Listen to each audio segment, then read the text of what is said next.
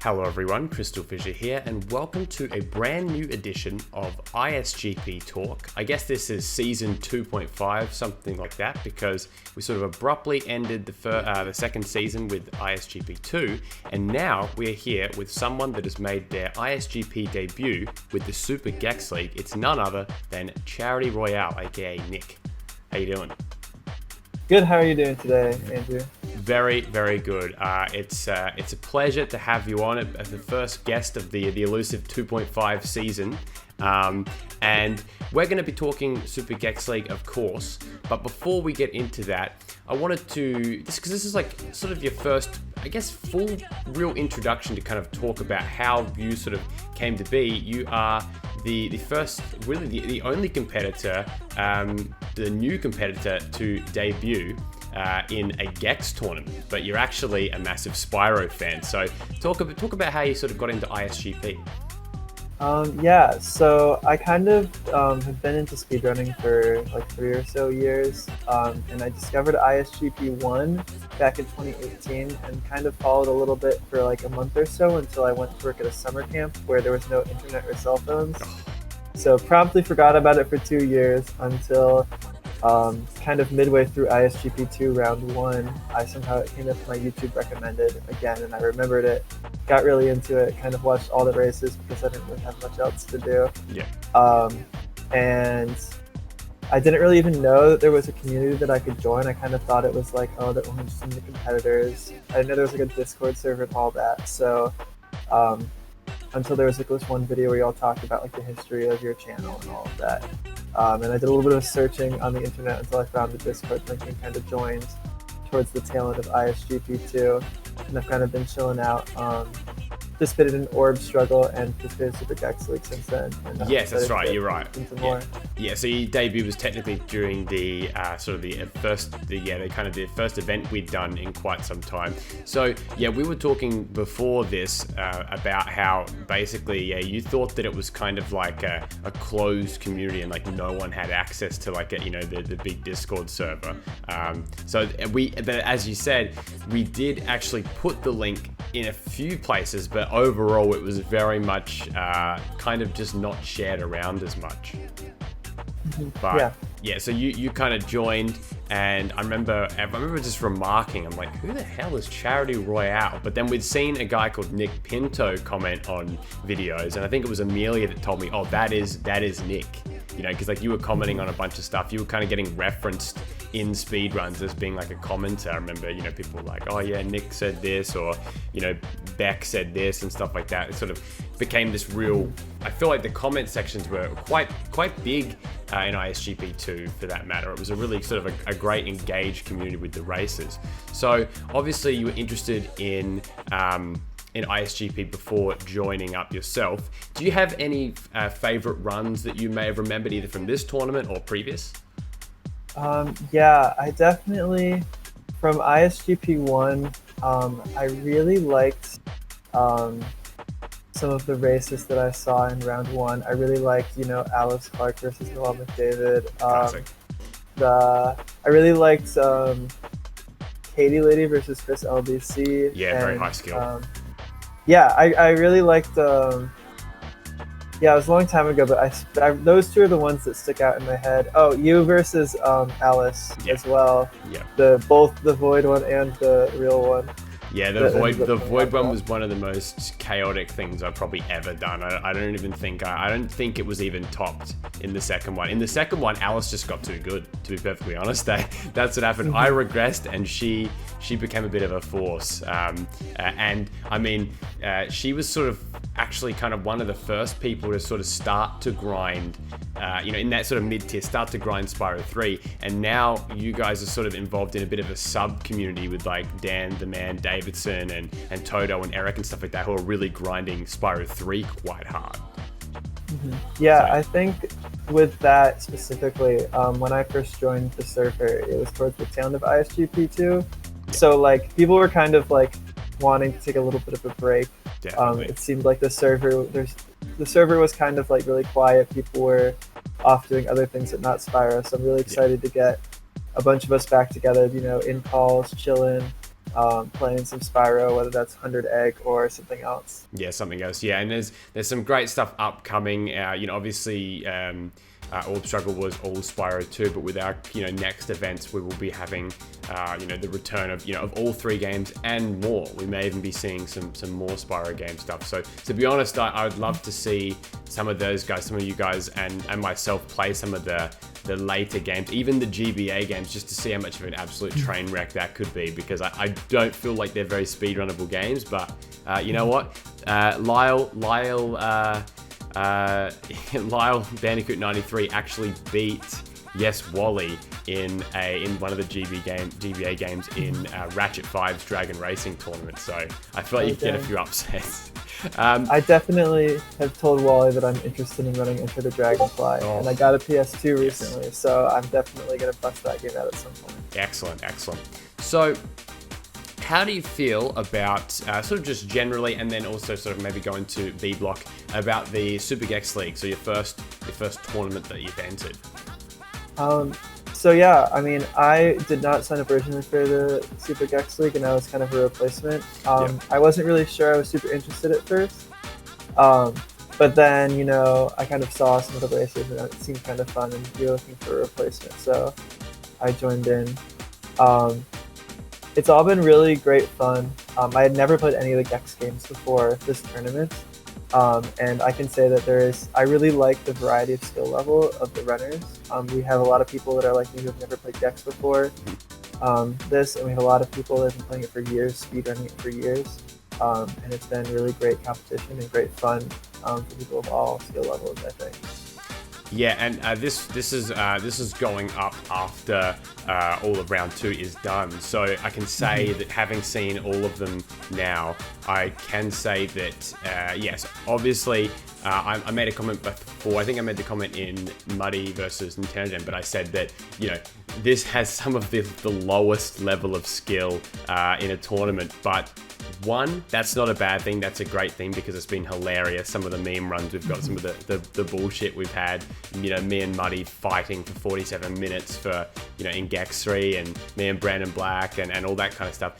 But at the same time, round 2 specifically, which we'll get into in a bit more depth later, round 2 has been immense in terms of the skill level. I think that it's been a really high quality round 2, and we'll talk about our race in a bit. Any thoughts on just specifically on B block?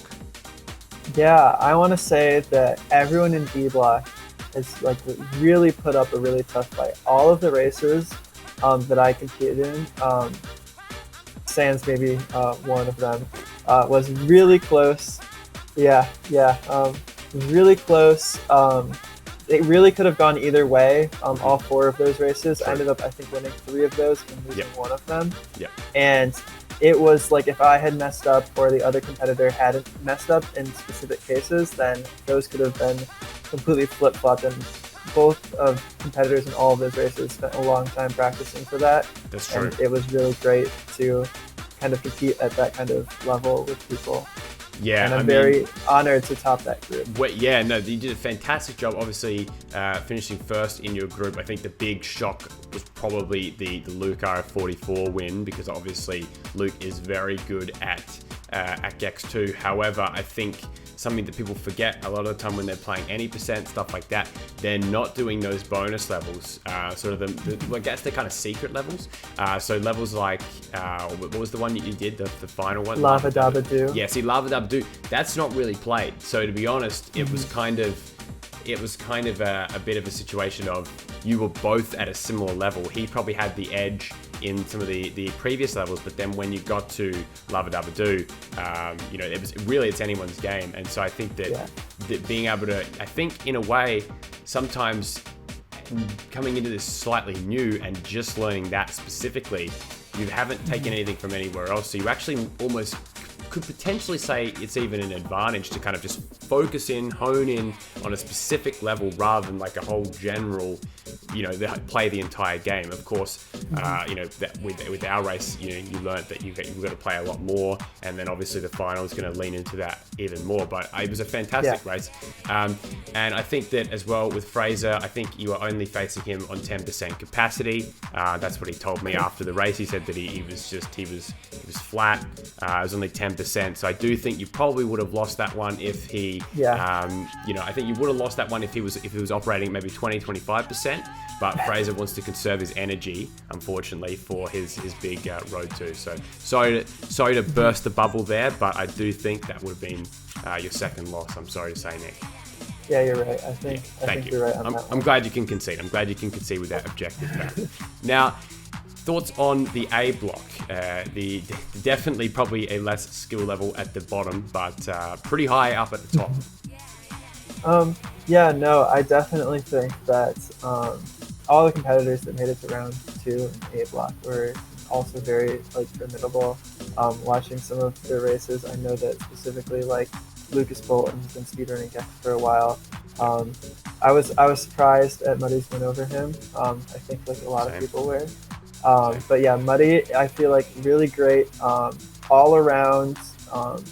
Really good just speedrunner in general. I feel like he is somebody that you can never count out for any sort of game in any tournament. That's true.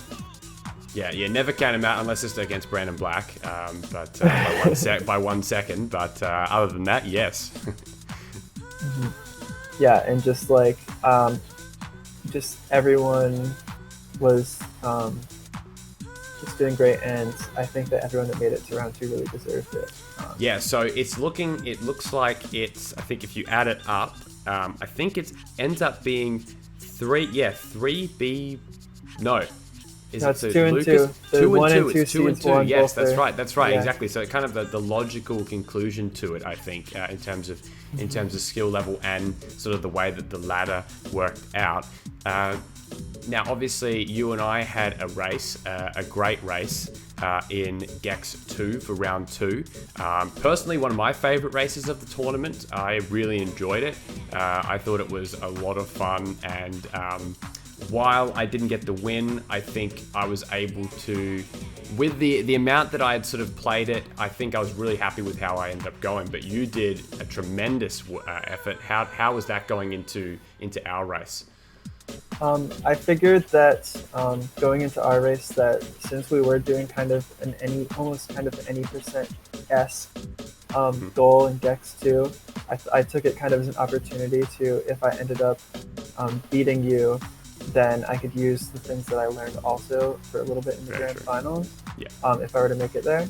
So I kind of went and learned a lot of the skips, a lot of the tech necessary for Gex 2, and kind of routed it out. I really enjoyed routing that, actually. I made a little spreadsheet of being which remotes are the quickest to go for, what remotes should I get what level should I get the collectible remotes in. It was really fun, and I knew that since you had won the previous Gex tournament 7 years ago, that I couldn't ever really count on a win, even though I was the first seed, you were the 4th seed. I didn't expect it to be I didn't expect it to be an easy win that I could just blow over, so I made sure to train really hard for that one. Yeah, no, it was good. It was definitely, at the start as well, quite close. I think that your optimization of levels like fine tuning and Frankenstein, but even though you didn't do all the skips, but you did it quite efficiently. I think if you watch there, very minimal mistakes overall, and I think that was definitely something that is going to be I think that will prove to be something that you'll be quite good at with the grand final, with obviously Gex 2 being a part of it. Now, we haven't revealed the full details of the final yet, but we have alluded to, it being a combination of Gex 2 and 3. How do you feel like going into the grand final, being obviously your first tournament, first grand final? Are you going to be watching any previous ones or talking to previous finalists, or? I haven't exactly figured it out. I'm kind of sitting on waiting for the goal to be announced exactly before I kind of figure out what my plan of action is. Yeah. Very early soon. Yeah. Is this going to go up after you announce what the goal is? No, got just before. Sorry. Okay, Yeah. so I'm not going to talk too much into it, but I think that it's definitely going to be a big uphill battle for me. I think some of the only reason that I was able to top my round one group um, and make it as far as I did was because since I was new to the game, I was able to negotiate goals with other competitors that were much shorter, Fair. so that it was much more punishing on making mistakes. So I could do things like not go for certain skips, as that meant I would be safer. Yeah. Because if the other person messed up, then I could end up taking the win. And that definitely happened in a few instances. So I think that people like Lucas Bolton and Luke RF44, Yeah. who have speedrun these games, are very competent, know a lot of skips, might not be flawless in their execution, but actually know what they're doing, are going to have a very big advantage in a longer form race like this. So I have a big uphill battle. No, that's very true. That's very true. Those guys are, I think it's fair to say that those two would be going in as favorites. Just because, which is funny because they're actually both the second places in their groups, but one could argue that they sort of got caught at the wrong place, the wrong time. Obviously in Muddy's case, it being a sort of a bizarre race where it's like you got to get killed by all these enemies, which is something that is like sort of hard to really like train for specifically. It's kind of it's a bit of a tough one there, but I think. Yeah, they're definitely. I think you kind of do walk in with probably as the underdog, despite being such a force so far. I do think you probably walk in as an underdog. Yeah, I agree. And something that I like to think about is kind of if I'd lost my race with Luke, the seedings would have been completely different. Round two matches would have been completely different. And I think that the grand finals could have been made up of very different makeup than they are now. Yeah, very true. So I think that things have kind of been a little bit in my favor going forward, going from what the races have happened already. Yeah, very much so. No, I'm very excited about it. Can't wait to fully announce. Be very, very shortly after this. We'll have announced everything, but you guys will know before. So yeah, that's all good. And what about outside of ISGP? Obviously, people in the server know, but what do you want to talk about with yourself? The real Charity Royall. Yeah. So I mean, I guess what I do is right now I am student teaching. So I'm going to be teaching after I graduate math at a secondary level. So I mean, I love math. That's what my bachelor's degree is in. I kind of really like teaching. So it's a career that I'm excited for. I'm excited that there is other teachers that are also in the server. We kind of had a little conversation.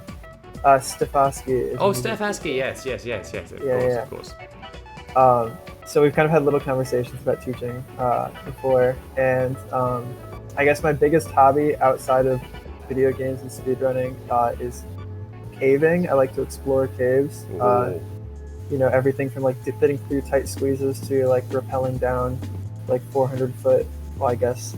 Yeah, 100 meter I think your drops. Facebook profile picture is something like that. I'm pretty sure. I remember you looking like you're out there somewhere. Yeah, that's awesome. Actually, you probably got a mutual interest there with Noelle McDavid. She there's a lot of caves. I think there's something called the Carter Caves in Appalachia, whatever, like Kentucky. I know that she loves to explore around. And I mean, is that kind of in your state? Is there a lot of that around? Yes. So for the area that I'm in, it's about 3 hours away from this area called TAG, which is stands for Tennessee, Alabama, Georgia, the tri-state area. Oh yeah. And it's one of the best places for caves in the world. There's about 15,000 caves to explore, so it's probably one of the best places to live for my hobby that I like. Yeah, right. Yeah. What about the Stone Mountain? Is there a big one there? Yeah, there's Stone Mountain. That's an attraction in Atlanta. Former KKK headquarters. Yes. It has a big history, but they don't talk about that when you go to visit the park. Stone Mountain, home of the KKK. Yeah, jeez. Literally has a Confederate monument carved. It's basically Confederate Mount Rushmore. So damn. Okay. Wow. That's what my state is like. But I'm very proud of my state for supporting. The Dems. The Joe Biden. Big D fans right there in Georgia. Yeah, big election. If you're a fan of Georgia, there's probably only like 2 people that have ever watched ISGP from them. One of them's you. Go out and do your part on January whatever. January 5th. Yeah, runoff that's election. Right. The fact that a fucking Australian knows about that is kind of simultaneously impressive and also disgraceful, because I'm sick of bloody hearing about America. But no, I kid. But no, it's been great. Very much good luck in the final round, in the grand final, and then obviously going forward, I think that 2021. Yourself and a few other people specifically, in that sort of sub group of people with the Spyro stuff, I think that it's going to be a big year for all of you guys with the future events, whether it be tag team, whether it be more events, and maybe other singles tournaments. So yeah, I'm very much looking forward to any tournament that comes out in the future. I really thank you and Angus and anyone else in this other tournaments for hosting them. Oh, you're welcome. They're great fun. And just fun to hang out in these servers and hang out with all of you all. Absolutely. And yes, I will, as a tribute to a curious Charity Royall, I will put the link to the Discord in the comment section at the very top. So if you want to join, if you've been watching these, for as long as Nick has, and then want to actually be part of it yourself, very much feel free to click the link and come on in, and we've got plenty of fun. We've even got Keith'd, so thank you for now. So thank you guys so much for watching. Thank you, Nick, and I will speak to you in a future ISGP Talk. Goodbye. Thank you. Bye, everybody.